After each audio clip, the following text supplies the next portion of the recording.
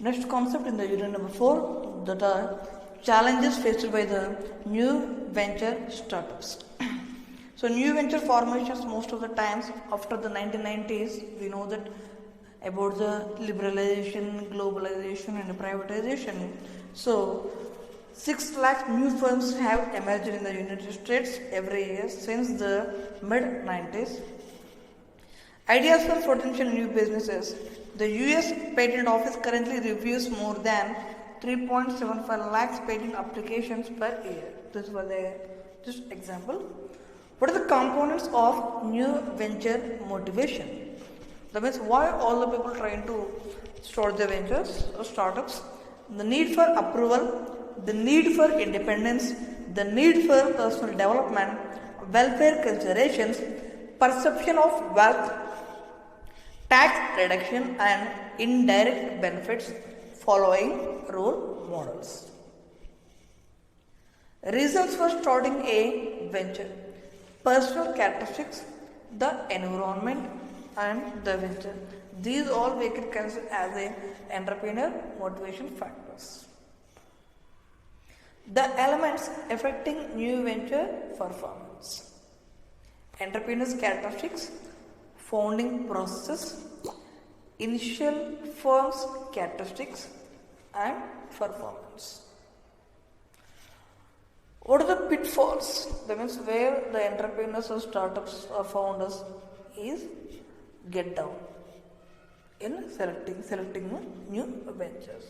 Lack of objective evaluation, no real insight into the market situation, inadequate understanding of technical requirements, poor financial understanding, lack of venture uniqueness and ignorance of the legal issues.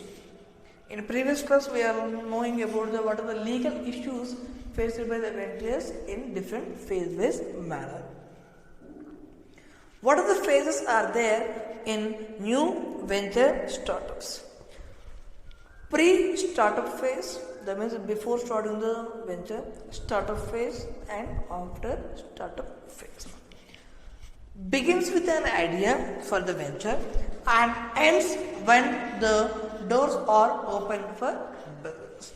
So this is all we can consider as a pre-startup phase. Commences with the initiation of sales activity and the delivery of products and services and ends when the business is firmly established and beyond short-term threats to survival. This stage we can consider as a startup phase. So now we look about what is the meaning of the post-startup phase. Lasts until the venture is terminated or the surviving organizational entity is no longer controlled by an entrepreneur. So what are the critical factors faced by the entrepreneurs at the time of the new venture development? First one, very important one, uniqueness of venture. Otherwise, it's a replica and already the existing entrepreneurs or existing business persons is easily take over or finish your venture. Investment size. How much you are going to invest. Expected sales growth rate based on the lifestyle ventures, small profitable ventures and high growth ventures. Product availability and customer availability. So what is the meaning of the product availability? The product is available to all the customers or not. So what is the meaning of the customer availability? You make one product and somebody have to purchase or buy the product. So what is the example? Dishwashers. Nowadays, most of the metropolitan cities or cosmopolitan cities or some of the tier 1, tier 2 cities also go into customers who are residing in those areas go into purchase about the dishwashers. But most of the population residing in the tier 2, tier 3 and rural areas. That means the availability of customers of dishwashers in India is very less.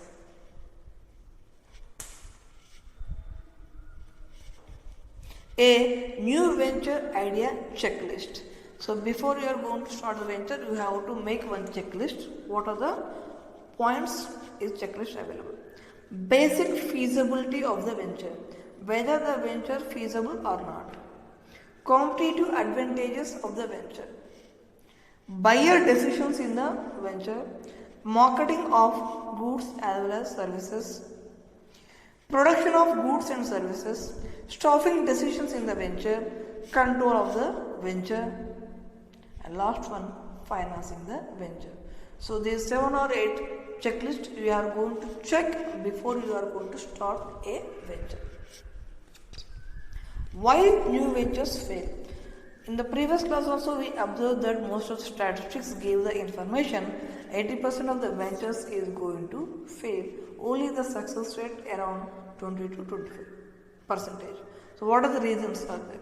First and very important one, it is related to it is related to product or market problems. That means what type of products you are going to offer and in which markets you are going to focus. Focus marketing is very important.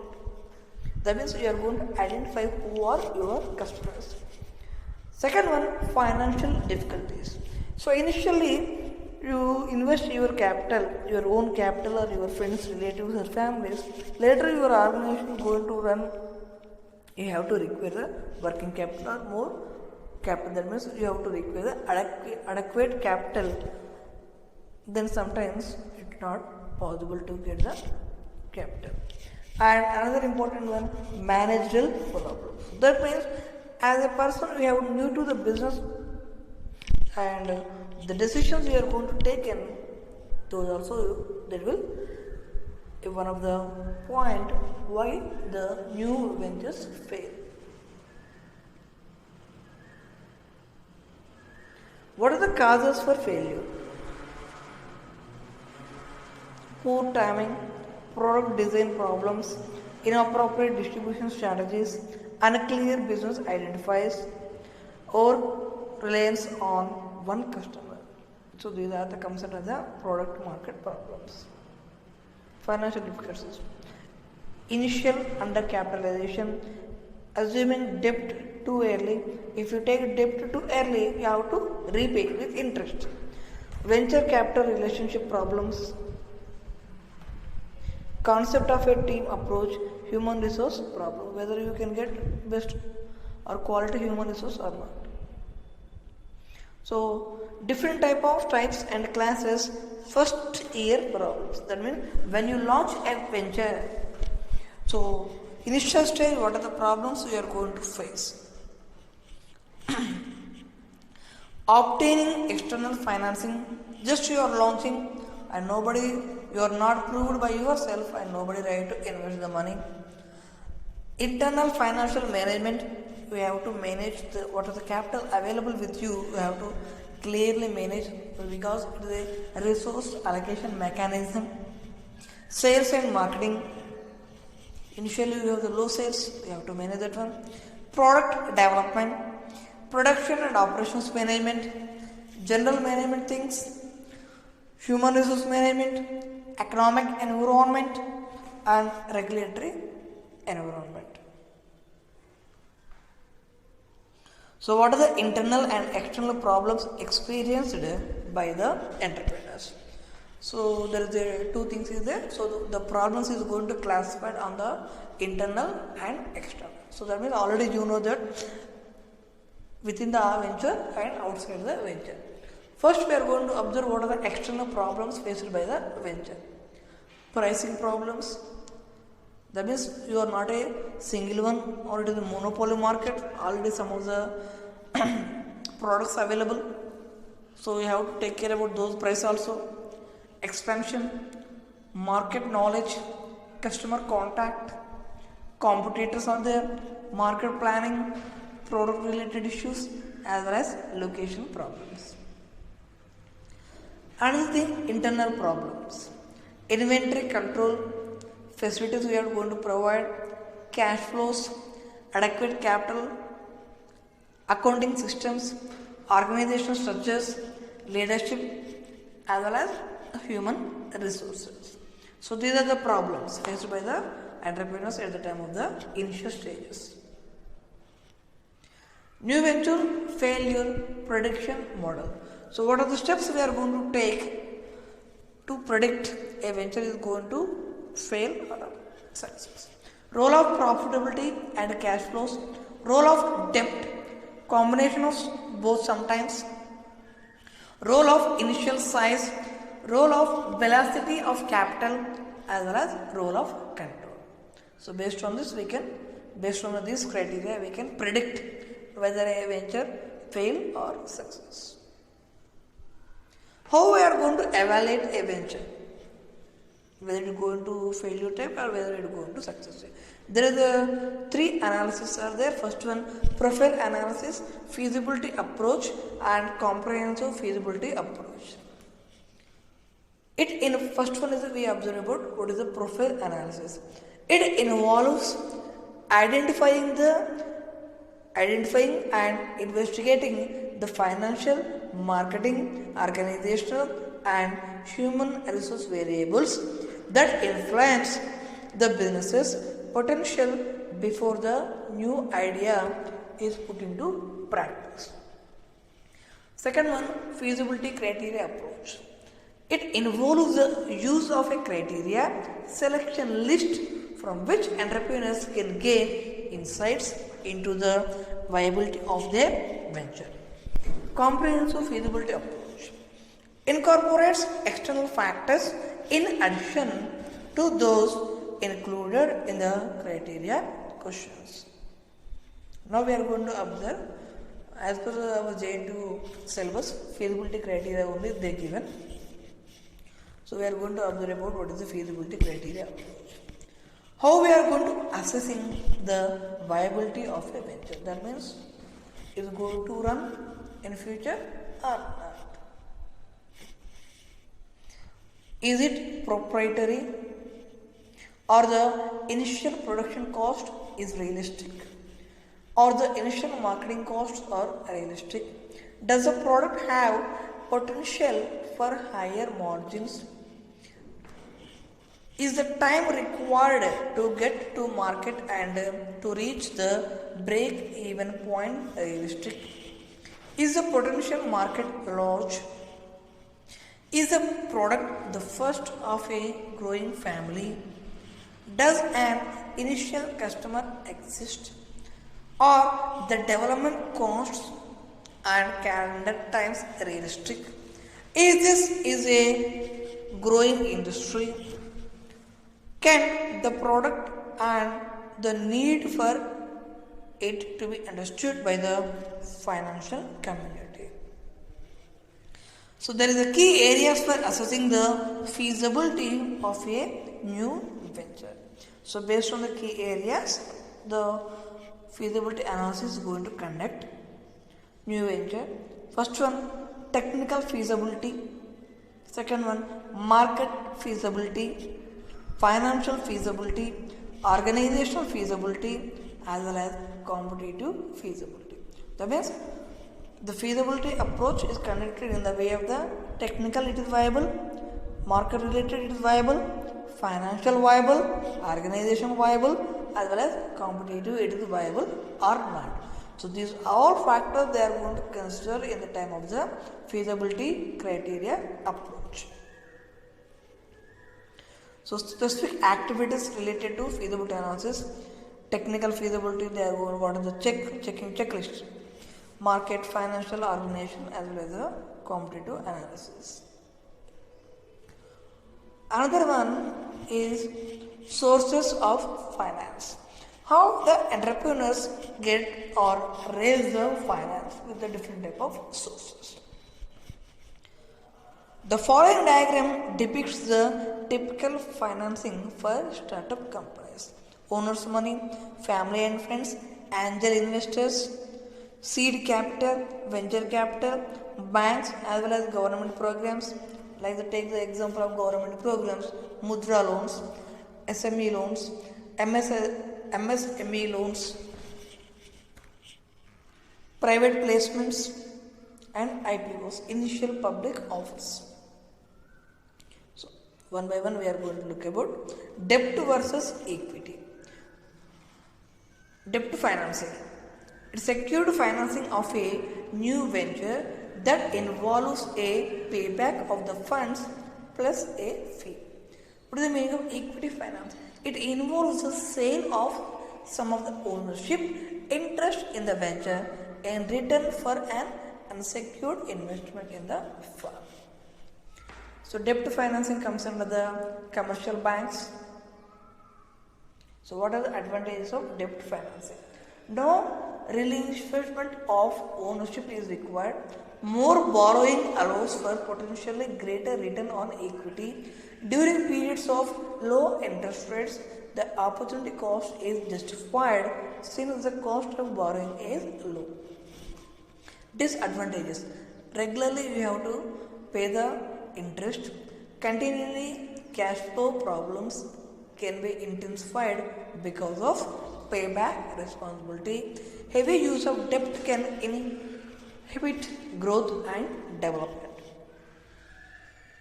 Other debt financing sources: trade credit, accounts receivable financing, as well as finance companies. Equity instruments. Now we are going to look about what is the meaning of the equity financing. Money invested in the venture with no legal obligation for entrepreneurs to repay the principal amount or pay interest on it. What are the funding sources? Public offering as well as private placement. What is the meaning of the public offering? Going public refers to a corporation raising capital through the sale of securities on the stock markets. IPO, initial public offer, new issues of the common stock. The public offering advantages and disadvantages: size of capital amount, liquidity, value, image. Disadvantages: cost related to the IPO, disclosure matters, requirements, shareholders pressure. Private placements, most of the things related to foreign countries. Investors. So who are we are going to call as the investor? Wealthy individuals who invest regularly in new and early and late stage ventures and are knowledgeable about the technical and commercial opportunities and risks of the business in which they invest. The venture capital market. Here I suggest or here I want to share one information. I think most of the people we know that Ratan Tata is a non-executive chairman of Tata Sons, or he worked as a CEO or managing director of Tata Sons, but at the same time he is a venture capitalist. Along with another person, that is Narayana Murthy, Azim Premji, these are the persons invest almost 30 to 40 new ventures. We call them the venture capitalists. So now we are going to observe about the who are called as the venture capitalists, or valuable and powerful source of equity funding for new ventures that provide capital for startups as well as expansion, market research and strategy, management consulting, audits and evaluation, contracts related to customers, suppliers and whereas business people, assistance in negotiating technical agreements, help in establishing management and accounting controls, help in employee recruitment and employee agreements, help in risk management and with insurance programs, counseling and guidance in complying with government regulations. What are the recent developments in venture capital? More experienced venture investors, emergence of feeder funds, more sophisticated legal environment, decrease in small startup investments, and more specialized venture funds. Just now we recalled that from Ratan Tata, Narayana Murthy and Ajim Premji, they selected the ventures, what is the way you can search in the Google, what is the investment pattern of venture capitalist Mr. Ratan Tata or Narayan Murthy or Azim Premji.